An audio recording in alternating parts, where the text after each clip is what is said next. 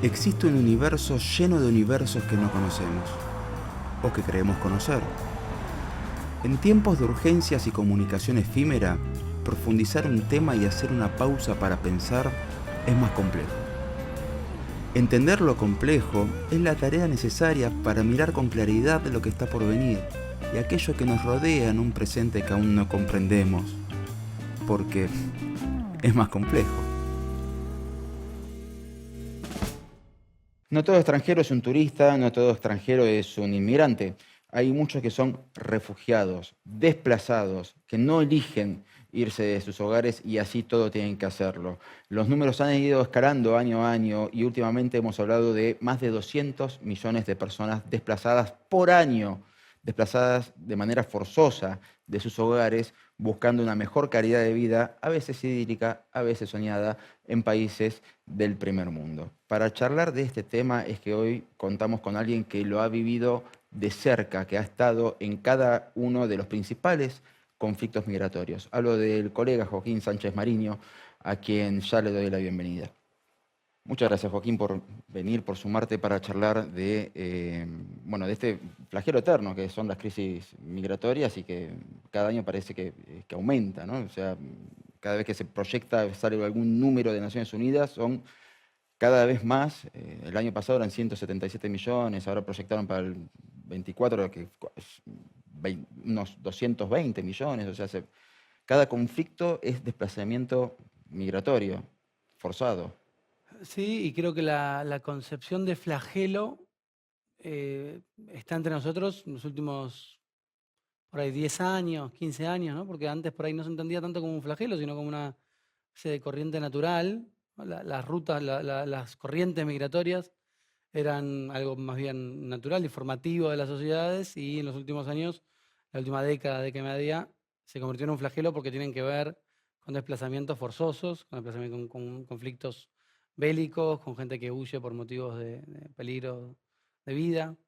Entonces los motivos que fomentan esta migración últimamente se vuelven, son cada vez más trágicos, ¿no? Claro, porque uno piensa generalmente, por lo menos desde la óptica de la Argentina, ¿no? La inmensa mayoría, nietos o bisnietos de inmigrantes, generalmente está ese discurso flotando de, no, vinimos rajando del hambre, vinimos rajando de la guerra, pero no fue una migración de refugiados. Bueno, es una buena... depende de la corriente, ¿no? Pero sí, por si la gente que escapó de la Segunda Guerra Mundial, como hoy escapaban de la guerra, por ahí no se entendía como crisis de refugiados porque a los países a los que iban necesitaban población, ¿no? Que eran Entonces, receptivos. podemos decirnos a nosotros mismos como un buen discurso de que somos un país muy receptivo y que le damos la bienvenida a los migrantes, pero también en parte tenía que ver con la necesidad o con que le venía bien a Argentina esa llegada de inmigrantes, ¿no? En cambio, las últimas crisis de refugiados están yendo hacia países que no quieren recibirlos. Entonces ahí le ponen el mote de crisis. Eh, Creo que tiene que ver un poco con cuán abierto estás a recibir nueva gente o no. Y el no recibirlos es una cuestión meramente racial, cultural, religiosa, o no tengo más lugar, no quiero que vengas, no pelees por mi lugar de trabajo. Yo creo que es meramente, no sé si meramente, no sé si únicamente, pero diría mayormente racial. O sea, creo que es una cuestión, sobre todo cuando hablamos de la crisis migratoria hacia Europa, creo que es racismo el principal motivo que fomenta el discurso anti-inmigrantes, porque por un lado Europa tiene una población envejecida, o sea que necesita de migrantes, ¿no? Los europeos no están teniendo hijos y no están queriendo tener ciertos trabajos, entonces necesitan de que una población joven, fuerte, tome esos trabajos, tenga hijos, pueble, perdón, el continente. Entonces necesitan población. Sin embargo, no la quieren de los países islámicos, ¿no? Hay mucha islamofobia en Europa. Hay una especie de temor grande al famoso fantasma de la suplantación racial o suplantación religiosa, ¿no? El famoso libro de Houellebecq, Sumisión, que habla de una Sí, Francia en la que una es tomada Francia islámica. por islámica. Bueno, ese miedo está en Europa. Entonces le tienen miedo al Islam, por un lado. Entonces tratan de reprimir la llegada de inmigrantes de países islámicos. Y por otro lado, la cuestión racial del color de piel, porque no quieren tampoco migrantes africanos. Yo creo que por una base racista.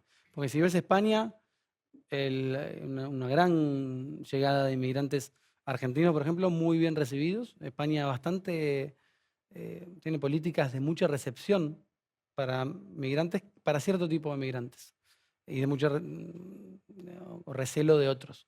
Entonces yo creo que la base del discurso antimigratorio es racial, eh, más allá de que uno pueda analizar ciertos aspectos, ¿no? Después Estados Unidos es más complejo y tiene más que ver por ahí más con la economía, con el juego de la política. Hay una. Vos estuviste en casi todos los. O sea, ya lo ubicamos, ¿no? Donde hay quilombo está Joaquín, básicamente. eh, pero en lo que tiene que ver con cuestiones de refugiados. Mm. ¿Cuáles son los peores países hoy en desplazamientos? De Bueno, salida y de llegada. las rutas migratorias que me he dedicado bastante los últimos años a recorrerlas, a tratar de entenderlas, de cubrirlas, son varias. Digamos que una de las principales es la que va de África a Europa a través del Mediterráneo. Hay dos caminos principales para llegar a Europa para los africanos. Una es a través del Mediterráneo, otra es a través del Atlántico. Hay una más indirecta que es a través del Egeo, digamos, que van de África, vuelan a Turquía y de Turquía bajan a Grecia. Hoy está menos en boga esa ruta, pero se hacía, ¿no? Algún país africano que tenía el pasaporte que le habilitaba ir a Turquía, van hasta Turquía en un avión, después bajaban en balsa hasta Grecia. Esa fue la crisis de Lesbos, ¿no? Lesbos es una isla de Grecia, Ujú. que ahora no está tan fomentada esa ruta porque pusieron más restricciones en Grecia. La ruta que está más activa es la del Mediterráneo, sobre todo de Túnez o de Libia hacia Italia, o sea, la isla de Lampedusa en Italia, o Malta, o directamente de Sicilia. Esa es la ruta más activa. Depende del el año, pero hay entre 100.000 y 200.000 personas que intentan cruzar de Túnez o de Libia hacia Italia. Y después hay otra ruta un poco menos activa que es de Senegal a las Islas Canarias, donde más o menos por año hay cerca de 30.000 senegaleses que intentan llegar a Canarias. Esa es por ahí una de las rutas más activas y suele atravesar del país de origen, pues es Sierra Leona, no sé, Somalia, Etiopía, Eritrea, Sudán del Sur, suele atravesar Chad, suele ir a Níger. En Níger hay un lugar que se llama Agadesh, que es un pueblito que es como una especie de hub de distribución, van todos ahí, ahí se toman buses hacia Argelia, cruzan Argelia y de Argelia o bien van por el sur hacia Libia o llegan a Túnez. Sé que estoy dando un mareo No, no, pero es para que esté tremendo. mirando, pero eso es la ruta principal de toda la África Central, van hacia ahí. O sea, no es que un día se levanta alguien y dice, ¿sabes qué? Me voy a Sicilia, vamos. No, o sea, si un día se levantan y dicen no es hoy, ¿no? Vienen planeándolo, juntando plata años o meses, y el día que lo deciden hacer es un bus si estás en Senegal o en Gambia, vas a Níger, pagás un bus o algo que te lleve hasta Níger, en Níger dejás, te tomás otra combi que te lleva hasta Argelia, probablemente te dejan en el desierto, te bajás en el desierto, después de pagar $500 o 1.000, pues paga muy caro, ¿eh? O sea, un migrante que sale de Senegal, Gambia, Sierra Leona, por ahí llega a Europa y gastó $15.000. No es que es barato. O sea, hay gente que se ve muy beneficiada con esta crisis migratoria. Hay gente que gasta $50.000 en llegar a Europa. Porque una vez que llegan a Níger, pagan otro bus, lo dejan en el desierto, ahí pagan otro, caminan, llegan a Argelia, por ahí lo dejan en el desierto de vuelta, vuelven a pagar. Una vez que llegan a Libia, Túnez o Libia, ¿no? La ruta más transitada es Libia, un poco porque hay más caos, otro poco porque el boca a boca dice Libia, pero es curioso porque también es la más terrible en cuanto a represión y a tortura de lo que pasa en Libia, dentro de Libia. Una vez que llegan a Libia, generalmente los meten presos y quien maneja la cárcel no es el Estado. Libia es un Estado fallido, una lucha de facciones después de la caída de Gaddafi. Entonces, las cárceles, las fuerzas de seguridad se manejan entre mafias. Entonces te meten preso, vos pagás, llaman a tu familia para que te pague $3.000, $5.000 para que te libere. Generalmente tienen un familiar en Europa que llaman a ese familiar transfiere $5.000, te liberan, después le pagás otros 2.000 y eso te sube una balsa y ahí Suerte. partís hacia Europa. Y suerte. Si tenés suerte, llegás. Si tenés suerte, te levantan en el Mediterráneo, un barco de rescate de migrantes. Si tenés suerte, llegás a Lampedusa o a algún otro destino. Y si tenés mala suerte, dos opciones. Si tenés mala suerte, te intercepta la Guardia Costera Libia y te vuelve a llevar hacia Libia. Y como en el juego de la Oca, todo empieza de vuelta. Te meten preso, otros $3.000 para salir, otros $2.000 para el pasaje y volvés a intentarlo. Hay gente que lo intenta 10 veces. Por ahí en Libia trabaja para volver a juntar plata. Y si no tenés suerte, si tenés menos suerte todavía, tu barca naufraga y morís ahogado. En lo que va del año, cerca de 2.000 personas murieron ahogadas en este año, ¿no?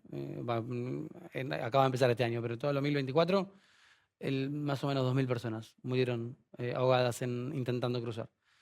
Eso en la ruta del Mediterráneo. Y hoy los focos principales, el foco principal es Sudán, ¿no? Una guerra civil desde abril de 2023. Claro, hizo pero que- eso es lo que te quería preguntar a continuación. O sea, uno por una cuestión regional cree saber, o se imagina, o por una cuestión de empatía pregunta, y tiene en mente qué es lo que pasó en Venezuela para esa estampida de población. Pero en el caso europeo, ¿de qué raja la gente que está dispuesta a tremendo riesgo y gasto? Bueno, es una buena pregunta. Muchos son migrantes económicos, si se quiere. Eso es muy cínico porque, por ejemplo, Italia tiene una lista de Europa, tiene una lista de países que considera seguros y países que no considera seguros. Si vos sos de un país de los que Europa no considera seguros, de los que Italia tiene en la lista de inseguros, esto es paradójico, pero eso es buena suerte, tenés suerte. Si vos venís de Etiopía, perdón, de Etiopía no, de Eritrea, de Somalia, de Sudán. Somalia está Al-Shabaab, que es un Sí, es grupo otro estado fallido. islámico terrorista. Entonces, muy peligroso. Si estás en Sudán, salís de una guerra. Si estás en Eritrea, también. Esos países que vienen de una guerra y que Europa los tiene en una lista, si vos llegas de ahí, te dicen, ok, venís de un país que está en guerra, entonces tenés derecho a pedir el asilo o Refugiado. a ser refugiado. Si no venís de uno de esos países, que en realidad es porque simplemente no estás en una lista de país inseguro, pero venís de un país que igual es muy inseguro, es más complicado que te dejen entrar y por ahí te deportan. Eso es lo que vienen de Sierra Leona, no sé, de Gambia.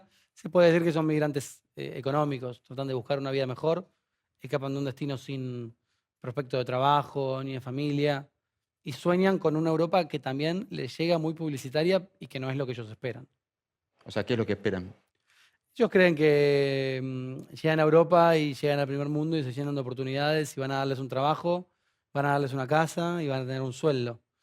En algunos casos, después de un tiempo sucede, pero antes de eso muchas veces pasan años, o esperando en centros de detención, o haciendo, ¿no? Pinball hasta llegar a Europa, o siendo discriminados en Europa, durmiendo en la calle, no encontrando trabajo. No es fácil la vida para el migrante en Europa. Algunos se la rebuscan y tienen suerte y tienen una buena vida, otros la tienen más difícil. Pero bueno, migran de infinidad de situaciones que ni sabemos, ¿no? No sé, Mali también, un grupo terrorista que por ahí agarras a cualquiera de estos que está migrando por el Mediterráneo y te dicen, no, mataron a mi mamá, a mi hermana, a mi papá, a mi otro hermano y que yo solo, entonces me fui. Otro te dice, no, mi mamá me pidió por favor que me fuera porque en el pueblo estaban mandando a los niños al ejército o al grupo del ejército que combate alguna de las facciones de la guerra civil. Las historias son tremendas, agarras a cualquiera y todos tienen una historia que es muy difícil de Yo digerir. todavía tengo muy presente una que recuerdo de tu historia con las casas seguras de las mujeres afganas en Pakistán. Mm. Otra ruta tremenda de salida. La ruta, sí, Asia tiene toda otra línea de rutas. La más famosa fue la de Siria, como charlábamos antes fuera del aire. En 2011, cuando empieza la guerra civil en Siria, eso generó el primer foco migratorio grandísimo, que hubo cerca de 6 millones de refugiados sirios en esos Tremendo. años. Después, cuando cae Afganistán y lo toman los talibanes, comenzó un éxodo que en número no es tan grande, no son tantas las mujeres que se pudieron ir, pero las personas que se fueron con historias de, ¿no? O sea, huyendo de un país en el que a los 12 años, o en realidad a los 14 años, esas mujeres te dicen, hasta acá llegó tu educación, a partir de ahora burka, que no te Y escuchemos este es más tu la marido. voz, este es tu marido, no queremos escuchar tu voz en público, no puedes cantar, no puedes bailar, no puedes estudiar, no puedes mostrar tu cara. Eso es el destino del que escapaban y que lo vimos yo en mi caso en particular, acompañando un vuelo de mujeres que escapaban de eso, ¿no? De Pakistán a Italia en un vuelo seguro, pero hay muchas que huyen a Pakistán y tratan de llegar a algún otro lugar. Joaquín, nosotros vamos a hacer ahora un pequeño corte y a la vuelta seguimos charlando. Ya dejaste el pie marcado con un vuelo seguro. Así que enseguida volvemos más con Joaquín Sánchez Mariño, hoy hablando en esto que vamos a llamar Es más complejo y con un tema que hace honor al título. Ya venimos.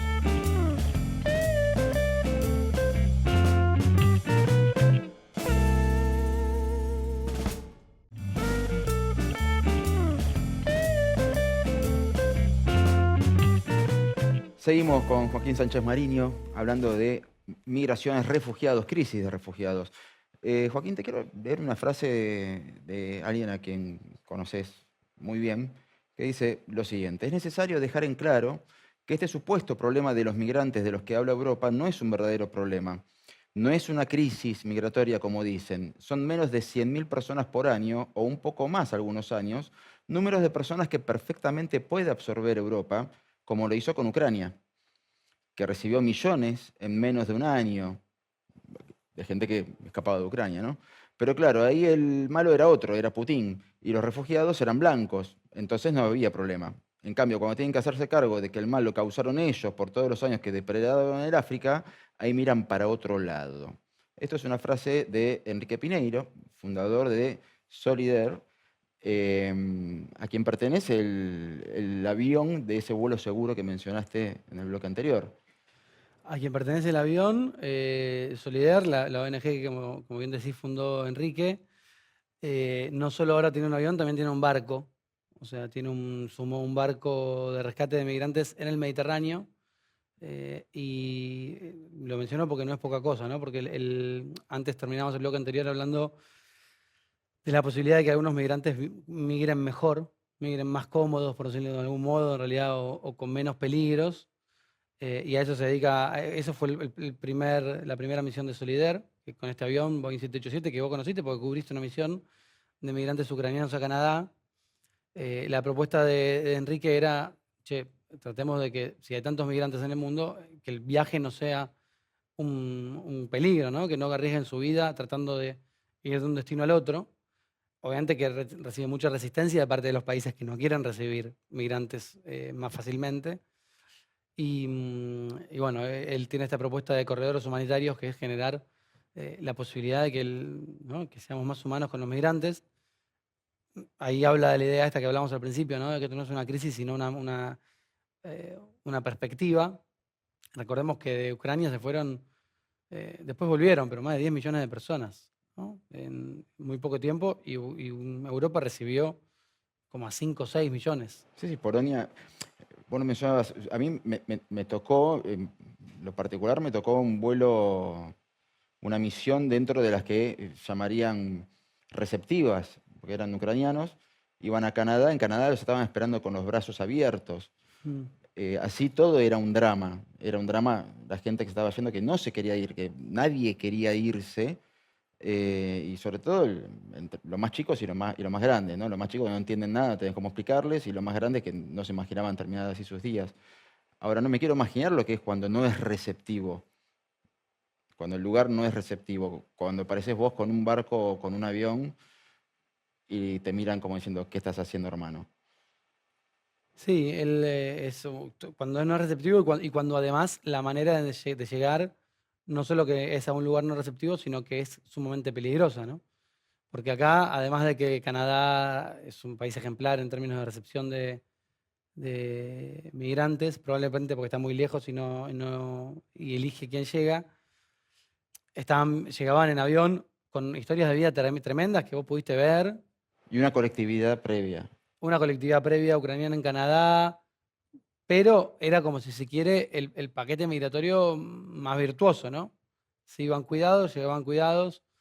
Acá, de África a Europa, o mismo de Venezuela a Norteamérica, cruzando la selva del Darién. eh, Antes no lo mencionamos, pero más de 8 millones de personas, 8 millones de venezolanos se fueron de Venezuela.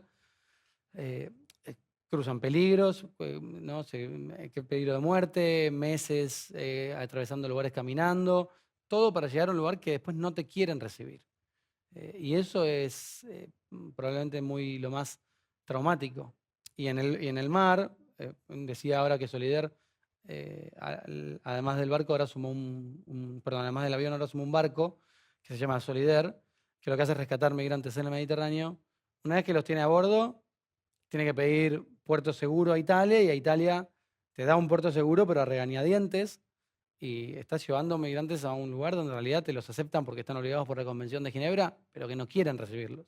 No están ahí esperando como en Canadá, que les daban una SIM card y una Sí, tarjeta me de seguridad acuerdo, me acuerdo. social. Era un sueño, una cosa Sí, hasta nosotros utópica. queríamos migrar. Sí, sí, yo me Eh, me quedo acá, dije yo. y claro, pero acá no, acá está bien, te recibo, pero te meto en un centro no son centros de detenciones, pero son centros de acogida temporal. Y ahora Giorgia Meloni está tratando de inaugurar los famosos centros de detención en Albania, que es una especie de recibe a los migrantes en Italia, por el puerto de Italia, y los que no están en esta lista de países inseguros, los agarra y los manda a un tercer país, a Albania. Que es otro país, como si Claro, sí, fueran. a otro país que tiene un acuerdo con Albania, y Albania lo pone en centros de detención temporal, que son cárceles, básicamente, y ahí Albania lidia con el trámite burocrático, que puede ser un año o dos. Entonces, en Eso vez todavía no está vigente. intentó, se lo paró la corte. O sea, la corte de Roma mandó dos, primero dos, dos, fue una agarrarse a un centro de detención gigante, mandó dos en helicóptero. Un escándalo en Italia porque le dijeron, che, esto estás haciéndolo para evitar que entren miles de migrantes por una cuestión económica, y gastás no sé cuántos miles de dólares en un helicóptero para llevar a dos migrantes. Y encima después la corte de Roma le dijo que era ilegal, que no podía. Los dos migrantes volvieron. Entonces está ahí peleando con la corte, con la justicia italiana. Y mientras tanto, ¿cómo es hoy? O sea, Hoy los que llegan a Lampedusa o a Sicilia, ¿qué pasa con ellos? van a distintos centros de detención en toda Italia. Depende del país, depende si son menores. Si son menores, son centros de menores. La tienen un poco más fácil, si se quiere. Pues, si se van con la familia, son menores. En realidad, estos son menores no acompañados. Si son menores no acompañados, van a un centro de menores y la tienen un poco más fácil, porque hasta los 18 Italia está Obligado. obligado a custodiarlo, darle comida, asistencia, y después probablemente puedan quedarse. Si son menores con la familia, van a centros de familia. Y si son adultos, depende de dónde vengan, van a centros de acogida temporal o centros de detención, ¿no? Si venís de un país que ellos consideran que no amerita, te mandan a un centro de detención, por ahí te deportan, por ahí te dejan ahí detenido mucho tiempo. Si venís de Somalia, por ahí te mandan a un lugar donde más fácilmente podés ya empezar a transitar más rápido, ¿no? Empezás tu trámite legal. O sea, es bien complicado mm, el trámite burocrático para cada caso. Por eso muchos migrantes en el medio pierden el documento, dicen que tienen menos años de los que tienen. No, por ahí Claro. tengo gente de tu edad y te dice, no, tengo 15. No, y aparte hay un detalle, volviendo a lo que había dicho Enrique Piñeiro en su momento, que tiene que ver con el pasado no muy lejano de Italia con Libia, con Somalia, con toda la zona de Eritrea, que Mm. durante la Segunda Guerra Mundial hicieron un desastre. Desastres, y durante todo el siglo XX, Bélgica es uno de los países que menos refugiados acoge. Supuestamente firmaron una cuota de Europa, dijo, bueno, vamos a recibir entre todos. Bélgica se hace el sota, recibe pocos, y fue uno de los países que más depredó el África en cuanto a sus riquezas naturales, ¿no? O sea, realmente Europa. La tesis de Enrique es muy interesante porque los países europeos saquearon a estos países, los usaron, los esclavizaron, cometieron matanzas. Una vez que o el mundo ya no aceptaba eso, o no encontraban más riqueza, se fueron, los dejaron hecho bosta, y ahora que quieren ir ellos para allá no los reciben. Y sigue pasando esta depredación. Esto también lo dice Enrique mucho, ¿no? En Senegal sigue habiendo acuerdos de pesca de, por ejemplo, España con Senegal, que son completamente acuerdos corruptos, por los cuales España les pesca todos los peces a Senegal. Los pescadores artesanales de Senegal se quedan sin peces, entonces se quedan sin trabajo, producto de que no tienen más trabajo en la costa de Senegal, con esas mismas barcas con las que salían a pescar, deciden salir e ir a Italia, perdón, a España, a las Canarias. O sea, cambian su mismo botecito, que son unos cayucos, unas barcazas, con las que pescaban, ahora las usan para tratar de llegar a 1500 kilómetros a las Islas Canarias, siguiendo, esto me dijo un senegalés que entrevisté, me dijo, yo estaba siguiendo a mis peces, vi que mis peces iban para España, yo los empecé a seguir, y así llegó a España. Y vive de la pesca. No, llegó a España y vive de cualquier otra cosa en España, pero digo, metafóricamente siguiendo a sus peces, a los peces que se lleva a España. Entonces la depredación del África sigue sucediendo de manera más sofisticada, ¿no? ¿Cuánto de lo que ves en redes sociales es real respecto de la reacción de los inmigrantes? Te lo cierro un poquito más la pregunta. Hay desde, en esta calle rige la Sharia y es un conflicto, y si seguimos que siga avanzando, esto va a seguir pasando, en España, los magrebíes, que son todos delincuentes, a el otro extremo de se superintegraron los rebancos, aguanten los migrantes. ¿Cuál de todas esas es más cercana a la realidad? Vos que lo viste, que dialogaste con los refugiados y conozco tu instinto animal periodístico y también vas a buscar al incómodo a ver qué piensa. No, siempre, o sea, siempre la mayoría, ¿no? Siempre la mayoría es buena. Eso es una ley universal. Y siempre pagan justo por pecadores. Los magrebíes, la comunidad del Magreb o los árabes de África, es cierto que son más, tienen modos más agresivos de comunicarse, ¿no? Mientras que las poblaciones subsaharianas, o sea, del Sahara para abajo, que es básicamente una manera de decir a las poblaciones negras del África, son mucho más amables y cautelosos a la hora de hablar. Y esto lo digo habiendo recorrido países del Magreb, subsaharianos y estando en centros de migración. Ahora, tiene que ver con el carácter de cada pueblo, son diferentes, y también tiene que ver con qué junta hacen en cada país, ¿no? Si de repente hay muchos marroquíes en España porque están muy cerca, seguramente se juntan entre ellos. Ahora, después, si hay una comunidad, si hay una mafia marroquí, por decirlo de algún modo, seguro, como la hay en todos lados, y también tiene que ver con el desprecio que reciben de antemano, ¿no? Si vos a una sociedad la marginás, muy probablemente que esa sociedad marginada busque la manera de sobrevivir. En cambio, si la recibís, si la abrazás, por ahí es una mirada naif de mi parte, pero No, si la incorporás si la abrazás, es mucho más difícil que se vuelva agresiva o que busque, no sé, maneras ilegales de vivir. Entonces yo creo que hay de todo, eh, pero que tiene mucho que ver con cómo los recibís, con cómo los mirás, más que cómo son, digamos. aparte pensaba que por lo general, no sé cómo serán estos casos, por eso te lo pregunto, pero por lo general las primeras víctimas de las organizaciones criminales pertenecientes a una colectividad son los propios miembros de esa colectividad. Lo hemos visto con la mafia italiana, en Estados Unidos, en Argentina, las redes de trata de personas rusas. O sea, las principales víctimas son sus conciudadanos.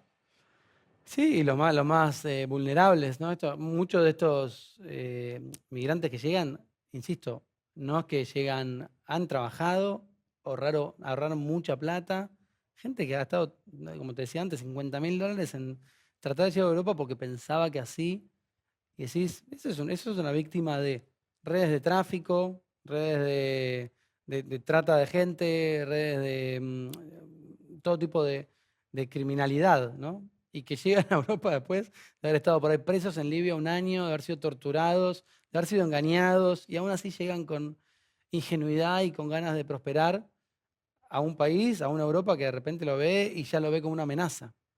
Y yo te digo que he conocido a una gente más buena, o sea, un nenito de 14 años que estuvo un año preso en Libia y estaba en el barco de Enrique, en el Solider, fue rescatado en el mes de noviembre de 2024. Fue rescatado al Mediterráneo un grupo de 81 personas, un rescate que yo pude presenciar porque una misión que hice con el barco. Y había un nene de 14 años que había escapado de Somalia porque Al-Shabaab había matado a su familia. Y él se fue migrando a los 13, tuvo casi un año preso en Libia. Y cuando finalmente logró escapar, se subió al barco y lo rescató el barco de Solidaire en el Mediterráneo y tenía 14 años. Una carita de bueno. Ese pibe pasó 1000 vidas ya. Y bueno, ¿cómo lo va a recibir Europa? Probablemente eso defina quién va a ser él en el futuro, ¿no? Con qué cara lo reciban. Joaquín, te invito a un nuevo corte y porque nos dejaste el pie justo.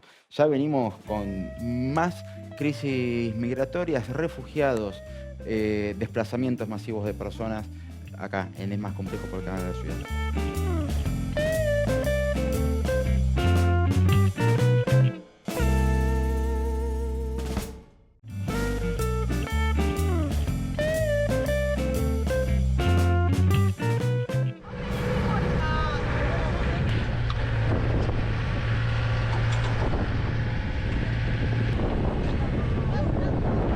Children!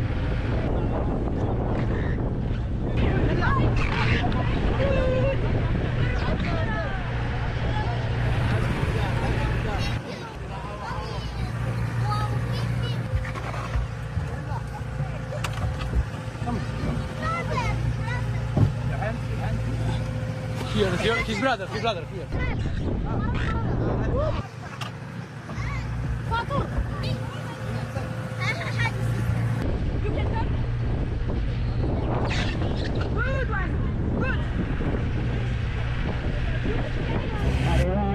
Marijuana, this is Marigo. We are now proceeding towards the mothership with 20 people on board. 20 people on board. 3 children, 3 pregnant women, 3 pregnant women. Over. What could you with 2 children, pregnant women? Ahora el segundo contingente, la segunda lancha de personas rescatadas del bote, los botes de madera de 2 pisos. O sea que hay un piso abajo que tenemos que revisar después, a ver que no haya quedado nadie.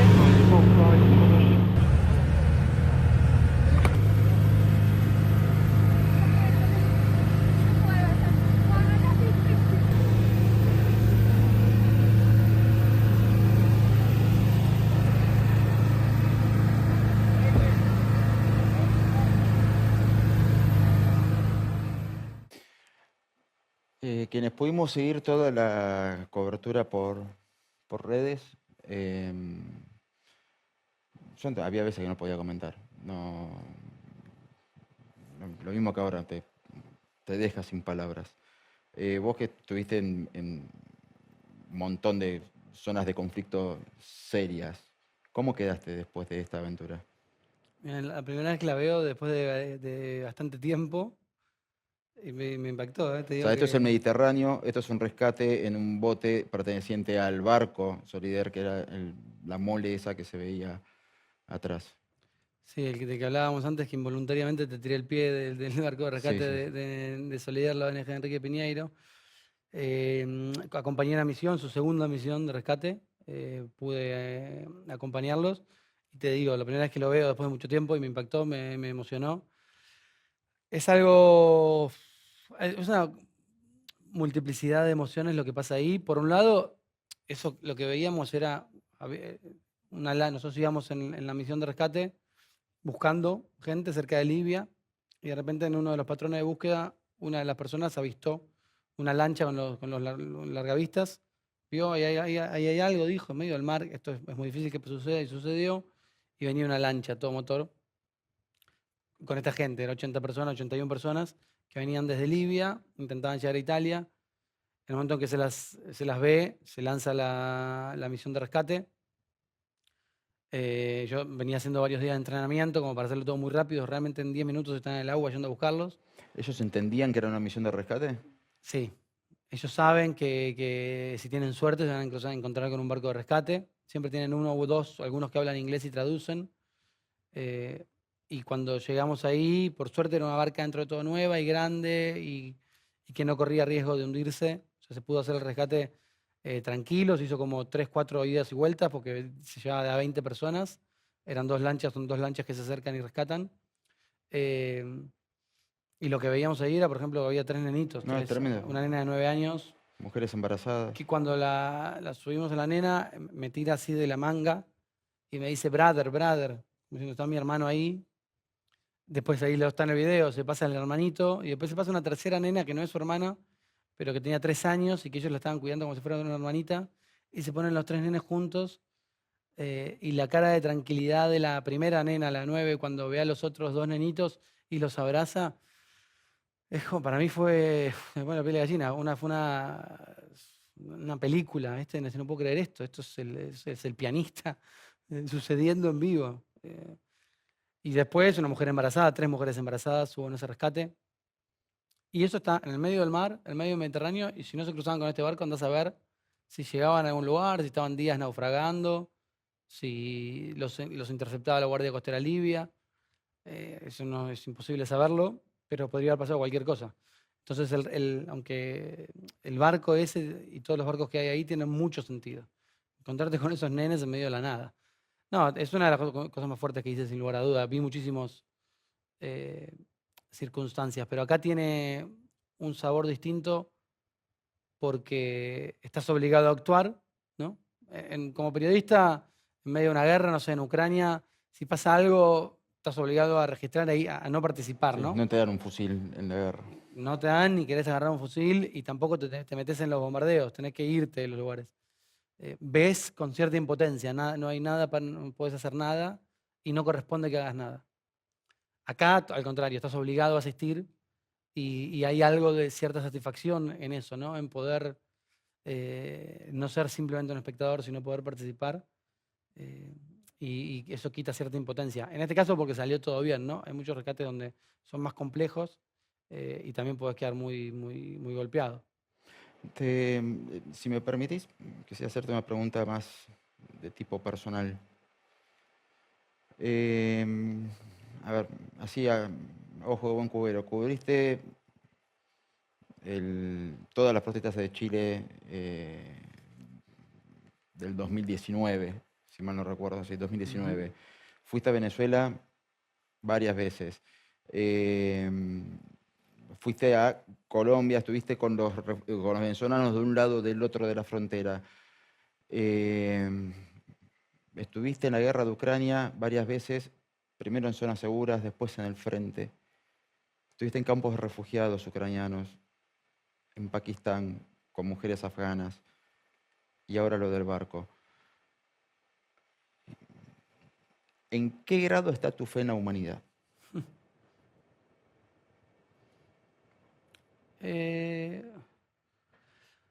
Alto. Y cada vez que voy a uno de estos lugares creo que más alto.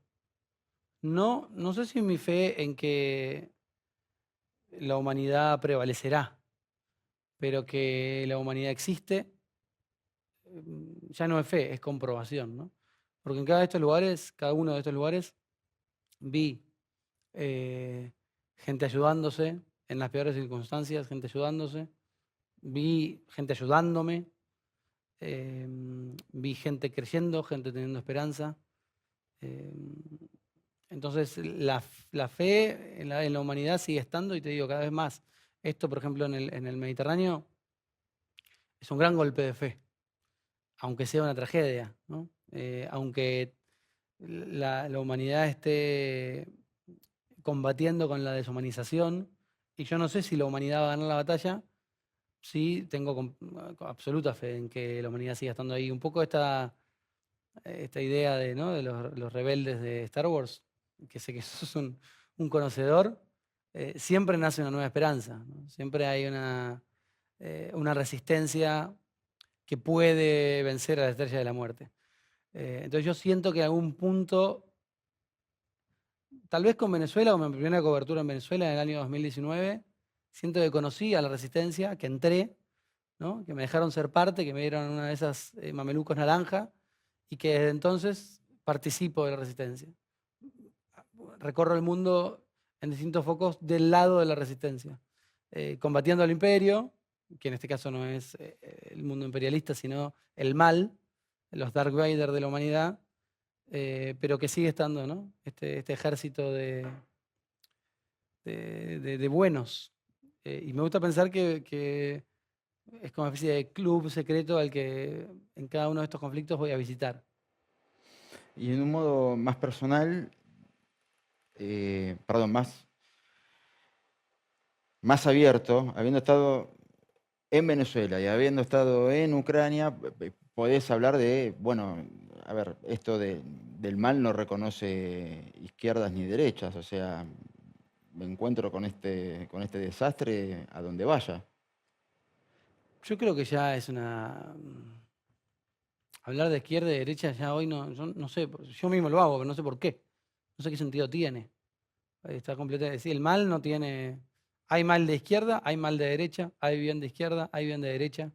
Eh, entonces ya, si alguien atribuye un sentido absoluto de bien o mal a cualquier línea ideológica, a mí me parece eh, solo una señal o de facilismo o de ignorancia.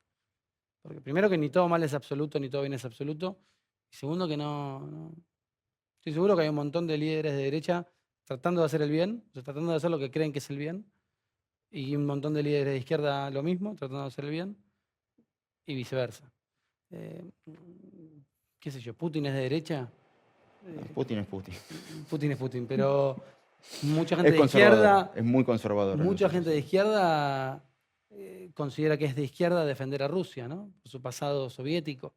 Entonces de repente te encontrás gente de izquierda que te dice que no critiques, que sos un enviado de Estados Unidos de la derecha por criticar a Putin. Pero digo, si yo debo ser un enviado de la izquierda si critico a Putin, digamos. Si es un tipo que es anti derechos de la LGBT, que manda a la gente a la guerra, ¿qué tiene Estoy acá cubriendo una crisis de desplazados por Claro, un capricho presidencial, no respeta la autodefinición de los pueblos, no sé qué tiene de... ¿no? de Es ideológico, como... Y lo mismo acá, la gente le pone ideología a lo que quiere. Con el video del barco que vieron cuando lo publiqué, había gente que me decía, de todo. Lo ¿por vi. qué están tan bien vestidos? Me decía, tan peinados. Yo lo primero que vi que a la nena Le faltan le zapatillas. faltan zapatillas y Sí. vi el comentario de por qué están peinados y bien Mucha gente vestidos. dijo, están bien peinados. O Yo no sea, podía tienen que creer. llegar con un taparrabos. Y mal peinado. No sé, porque la gente, por eso te digo, la gente ve, es raro cómo ve la gente. Em, Siria. Siria ha generado, creo yo, el mayor despiole de desplazamiento de refugiados en dirección hacia Europa, pero nos olvidamos que ese desplazamiento fue una diáspora, o sea, fue hacia todos lados. Fue hacia todos lados. En Europa llamó la atención porque, bueno, es Europa. Ujú. ¿Crees que se puede llegar a dar el efecto inverso? ¿Crees que haya gente que quiera volver a Siria o todos los años que han pasado es, bueno, yo ya estoy acá? Yo creo que con uno de los eh, mayores regresos se dio a Ucrania, ¿no? Hubo muchos millones de personas que volvieron a Ucrania después de irse, que dijeron, bueno, voy a vivir a Ucrania con la guerra y no me importa. Eh, Maduro intentó algo parecido con Venezuela en la Operación Retorno y empezó a venderle al mundo que había un montón de venezolanos, No le funciona. millones de venezolanos volviendo. Sí. Creo que volvieron cerca de a unos cientos de miles. Pero generalmente no es tan normal que vuelvan. Yo a Siria, obviamente que se está definiendo, que la caída de Al-Assad es muy fresca todavía y hay que ver qué ¿Qué para, ¿no? surge? Que si Siria realmente, HTS, el Golani y los que tomaron el país logran reconstruir una Siria que pueda seducir a alguien para volver, o si cae en una especie de guerra de facciones, de guerra civil, y expulsa más gente todavía. Ahora, los primeros indicios son, esto probablemente produzca una crisis de refugiados mayor, más que un regreso a Siria. No sé, no lo sé, ojalá, ¿no? Encuentre cierta prosperidad, pero mucha gente después de tantos años de vivir afuera, es muy traumático irte de un lugar y no sé cuánta gente pueda querer volver. Te tiro la última. Em, ¿De qué te agarrás para mantener la compostura y estar entre una especie de ayudo, cubro, veo, pero al mismo tiempo no pierdo la cabeza con estos horrores. O sea, ¿cuál es tu balsa? Creo que el periodismo es digamos, mi condena y mi salvación, ¿no? Porque voy a estos lugares, la condena es que descubrí que esto es lo que amo y voy a estos lugares ¿no? Como impulsado, una especie de atracción imposible de frenar, que es por mi pasión. Y obviamente me encuentro con cosas que me espantan y digo, ¿para qué vine? Pero también sé que así mismo el periodismo es el que me dice, para esto viniste, que le veo un motivo, que le veo una razón. Contar la historia es lo que me salva, ¿no? En cada uno de estos casos. No poder concentrarme en llorar por el rescate, porque tengo que escribir la historia, eso me mantiene, me concentra. O sea, no tengo tiempo de lamentarme de lo que vi, porque tengo que editar el video, escribir la nota y enviarlo, porque para algo estoy ahí. No estoy ahí para tener aventuras o para como trabajador humanitario o como, no, estoy ahí para contarlo. Entonces esa misión, ¿no? Es recordar el por qué me mantiene un poco, me deja meter un pie adentro y un pie afuera. Un pie adentro para poder que la realidad me dé de frente y sentirla y poder contarla, y un pie afuera para no quedarme entumecido con esa realidad. Entonces creo que la cámara te salva y te condena, y bueno, eso es lo que intento recordar. Me hiciste recordar cuando leí una nota tuya en medio de un bombardeo en Kiev, vos escribiendo sobre el bombardeo, en el lugar del bombardeo, yo iba leyendo y decía, pero salí de ahí, hermano, ¿por qué no? O sea, ¿qué haces escribiendo desde el hotel? Rajá, tomátelas. Ahí fue la mejor manera de distraerme. Digo, che, ¿qué hago? No puedo dormir. Eran los primeros días en Kiev. Me daba miedo. Se escuchaban pum, pum, alrededor del hotel. Y yo decía, ¿qué carajo hago? Hablé con Caro Moroso primero. Estaba en Ucrania. Hablamos, escuchamos. O sea, cuando yo no sabía más qué más hacer, dije, bueno, me pongo a escribir. Por ahí saco una buena nota de esto, ¿no? Digamos, si me voy a morir en un bombardeo, que sea escribiendo una buena nota. Esa es la receta. Joaquín, gracias. Gracias por haber venido. Hubo que perseguirte un poquito. Pero bueno, es lo que pasa cuando uno quiere entrevistar a alguien que está permanentemente en el trabajo, y el trabajo de Joaquín es el mundo. Así que gracias nuevamente. Gracias a vos por invitarme, por la paciencia, por esperarme, y por siempre ser un gran amigo. Y aunque él haya dado una explicación, yo que tuve la posibilidad de acompañarlo en uno de los cientos de viajes que él ha hecho, todavía me cuesta reponerme, y ha sido mucho más fácil de las cosas que sé que él ha tenido que vivir. Algunas, la mayoría de las que él muestra son una cosa. Distinto, mucho más fuerte, son las que no llega a mostrar. O sea, si supiéramos todo el tiempo el drama que habita en el mundo, no sé si seríamos capaces de dimensionarlo. De hacer algo, está claro que no hacemos lo suficiente. Eso, por lo menos, es la conclusión número uno que me ha quedado de esta increíble conversación con una persona en lo personal maravillosa y en lo profesional, que siempre busca dónde está, no solamente la noticia, sino dónde está el doble factor del periodista que trae la noticia, que nos cuenta que hay un mundo mucho más difícil que el que nosotros conocemos, y de la persona que intenta tirar una mano. Yo me despido hasta la próxima emisión de esto que hemos dado en llamar Es Más Complejo.